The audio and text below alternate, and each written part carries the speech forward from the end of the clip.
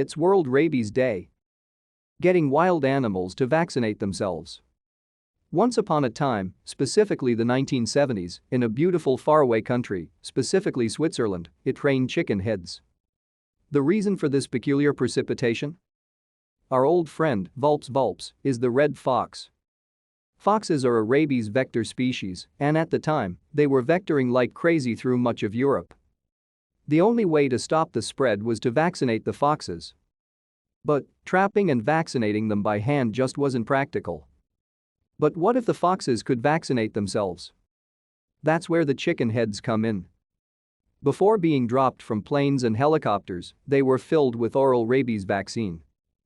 To stay up to date with latest top stories, make sure to subscribe to this YouTube channel by clicking the button above this video. The foxes were most approving of the free meal and gulped the chicken heads down wherever they found them. The number of vaccinated foxes rose, the number of rabid foxes dropped, and by 1996, Switzerland was effectively free of rabies. The use of oral rabies vaccines has spread worldwide, including here in the United States.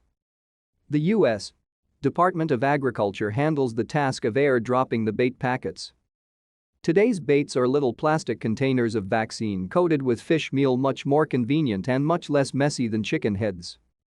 The USDA works with a number of states, including Pennsylvania, dividing the country into zones that concentrate on different wildlife species.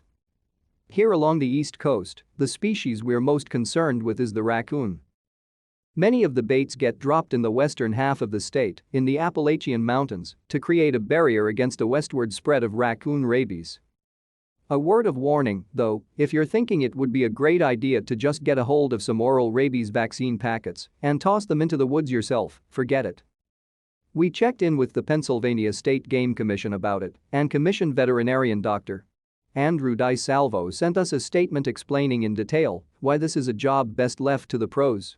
It is illegal for any citizen in any state to administer medication, including vaccines, to free-ranging, wild birds or mammals without authorization from the proper wildlife management agency.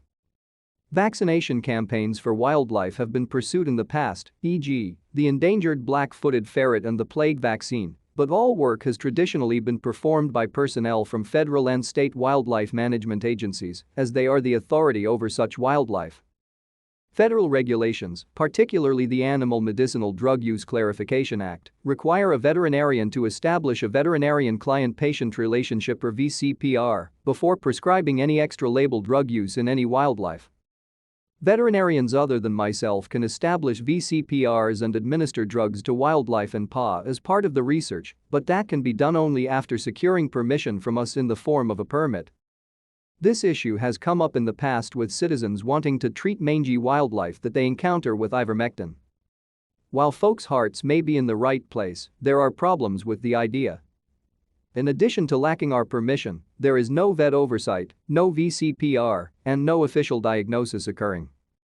Ivermectin is and can be lethally poisonous to many mammals, including breeds of domestic dogs. And ensuring that the target wildlife species is consuming it is challenging. The same goes for any other drug placed into the bait. Furthermore, wildlife that receives drugs, whether via bait, dart, or syringe, need to be marked, e.g., ear tagged, to signify that they've received drugs. This allows tracking to determine if the proper amount of time has elapsed for drugs or any drug residues to be eliminated by the wildlife before they enter the human food chain.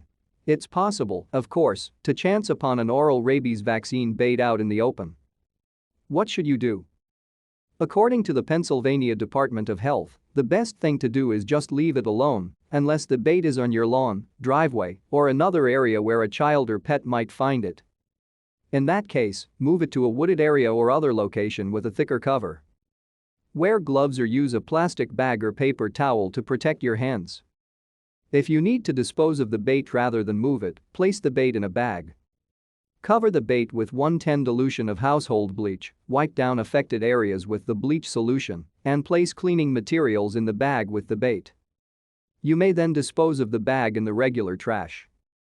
Wash your hands thoroughly with soap and water afterward.